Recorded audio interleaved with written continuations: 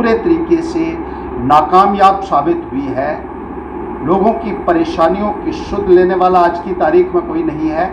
इस जिम्मेदारी को पैंथर्स पार्टी ही अदा कर रही है और आने वाले वक्त में पूरे ज़िला में पैंथर्स पार्टी पूरे जोर शोर के साथ लोगों के बीच में जाएगी और पूरी शिद्दत के साथ लोगों को जो समस्याएं आ रही हैं उन समस्याओं का निवारण के लिए जदोजहद करेगी और इंतज़ामिया को जवाबदेह बनाएगी। हमारा इस संदर्भ में गांव के दौरे जो है पिछले दिनों हुए हैं और अभी हम चिनैनी कॉन्स्टिट्यूंसी में बहुत सारी शिकायतें आई हैं, उनका जायज़ा लेने के लिए हमारी टीम जा रही है। एक तो जो जम्मू से चिनैनी तक का रोड है वो कई सालों से कोई भी उसमें प्रोग्रेस देखने को नहीं मिल रही है। 4-4, 5-5 घंटे वहाँ जामिंग लगी रहती है जिससे लोगों को बहुत ज़्यादा असुविधा हो रही है। न केवल आम जो ट्रैवलर्स हैं उनको मुश्किलात आ रही है बल्कि जो चिनैनी के रहने वाले लोग हैं उनको अक्सर 3-3, 4-4 घंटे जो है वो 40 किलोमीटर सफ़र करने में लग जाते हैं क्योंकि सड़क ख़राब होने की वजह से अक्सर वहाँ गाड़ियों का जमा बाड़ा लगा रहता है। जो चिनैनी से शुद्ध महादेव की सड़क है उसमें अक्सर हम देखते हैं कि लोग प्रदर्शन कर रहे हैं। वहाँ से मिट्टी काट काट करके लोगों की ज़मीनों में डाली जा रही है और कोई उसकी सुध लेने वाला नहीं है।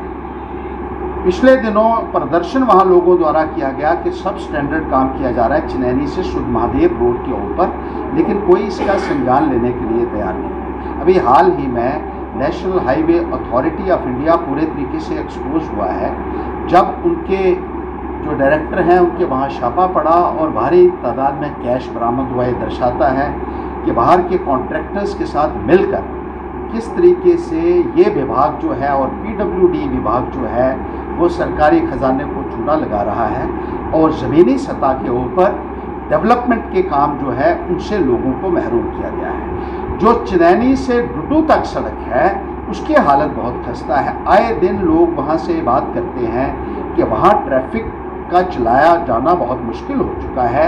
सड़क की हालत बहुत ख़राब है लेकिन कोई उसकी सुध लेने वाला नहीं है। इस संदर्भ में भी पैंथर्स पार्टी चेताना चाहती है इस सरकार को कि उस सड़क के बारे में भी तवज्जो दीजिए और वो सर्कुलर रोड जो डुडू से होकर फिर रामनगर तक निकल के आती है उसकी हालत में भी सुधार हो सके। जो पीएमजीएसवाई की रोड चल रही हैं 6-6, 7-7 सालों से उनका मुआवजा जो है वो उन लोगों को नहीं मिल पाया है जिनकी ज़मीनें इन सड़कों को बनाने के लिए सरकार ने एक्वायर की थी।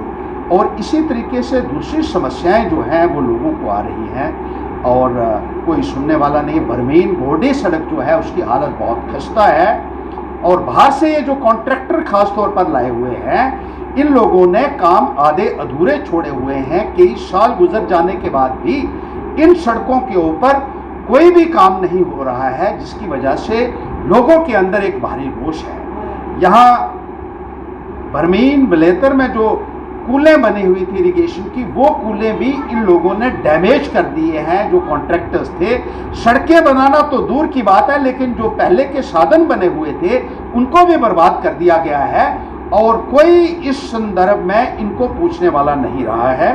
तो पैंथर्स पार्टी अब पूछताछ इनसे करेगी और इनको जवाबदेह भी बनाएगी और ये सुनिश्चित करेगी कि ये लोगों की जो समस्याएं हैं उनका समाधान हो सके। और इस संदर्भ में गांव-गांव में हमारी टीम्स जो हैं वो जाएंगी और अपनी एक्टिविटी को आने वाले वक्त में पैंथर्स पार्टी ज़िला उधमपुर में और तेज़ी देगी। देखिए, डिलिमिटेशन के बारे में तो मैं ये कहना चाहूँगा कि एक बहुत भद्दा मजाक जम्मू कश्मीर के अवाम के साथ किया जा रहा है।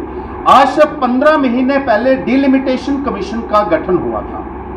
फरवरी 2020 में ये कॉन्स्टिट्यूट किया गया था डिलिमिटेशन कमीशन और इसको अपनी रिपोर्ट 1 साल के अंदर यानी 6 मार्च 2021 को देनी थी। लेकिन 1 साल गुजर जाने के बाद कोई भी प्रोग्रेस डिलिमिटेशन कमीशन की देखने को नहीं मिली।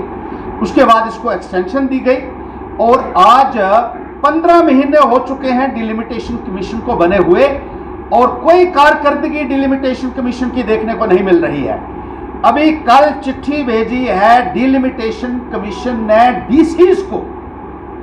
आप बताइए कि कितना वोटर है यहाँ, आपकी टोपोग्राफी क्या है, आपकी डिस्ट्रिक्ट का कंपोजिशन क्या है और असेंबली में कौन कौन से हलके हैं। बड़ी हैरानगी की बात है कि 15 महीने हो गए हैं डिलिमिटेशन कमीशन का गठन हुए और आज तक डिलिमिटेशन कमीशन को यह पता नहीं है कि इलेक्टोरेट्स कितने हैं, यानी वोटर कितने हैं, किस डिस्ट्रिक्ट में कितना वोटर है, किन कॉन्स्टिट्यूंसी में कितना वोटर है और टोपोग्राफी क्या है। ये एक मजाक किया जा रहा है जम्मू कश्मीर की आवाम के साथ। हकीकत यह है बीजेपी नहीं चाहती है जम्मू कश्मीर के अंदर इलेक्शन हो, इसलिए वो डिलिमिटेशन कमीशन के नाम पर इस इलेक्शन को डिले कर रही है और डिलिमिटेशन वो करवाना ही नहीं चाहते। अगर डिलिमिटेशन करवाना चाहते तो आज तक डिलिमिटेशन हो चुका होता। लेकिन सबसे हैरानगी की बात है जो कल की चिट्ठी डिलिमिटेशन कमीशन ने डीसीज को भेजी है, जिसमें उन्होंने बेसिक डाटा मांगा है डीसी से, यानी उनके पास आज तक था ही कुछ नहीं। सबसे बड़ी बात यह है कि पिछले वर्ष कोरोना के दौरान लाखों लोगों को इलेक्शन कमीशन ने इकट्ठा किया, बंगाल में, तमिलनाडु में, केरला में, असम में, और इलेक्शंस करवाई। लेकिन जम्मू कश्मीर में 3 सदस्यीय डिलिमिटेशन कमीशन जो है वो दौरा नहीं कर सका और उसका कारण यह दिया जा रहा है कि कोरोना है। 3 लोगों को कोरोना लग रहा है, लाखों लोगों को आपने इकट्ठा कर दिया बंगाल में, वहां आपको कोरोना नहीं दिखा। तो साफ इससे यह जाहिर हो जाता है कि बीजेपी सरकार नहीं चाहती है कि जम्मू कश्मीर में डिलिमिटेशन हो या इलेक्शन हो, वो प्रॉक्सी रूल को कंटिन्यू करना चाहते हैं ताकि अपनी मन मर्जी से जम्मू कश्मीर के निज़ाम को चला सकें और लोगों को इस तरीके से अपने जमहूरी निज़ाम से, अपने अधिकारों से वंचित रखा जाए। कभी बेड सोने के अलावा खेल का मैदान होता है, खाने की मेज पर खाने के अलावा अपनों का साथ होता है। इसीलिए तो हम कहते हैं कि एक मकान घर तब बनता है जब वो KS फर्नीचर से सजता है।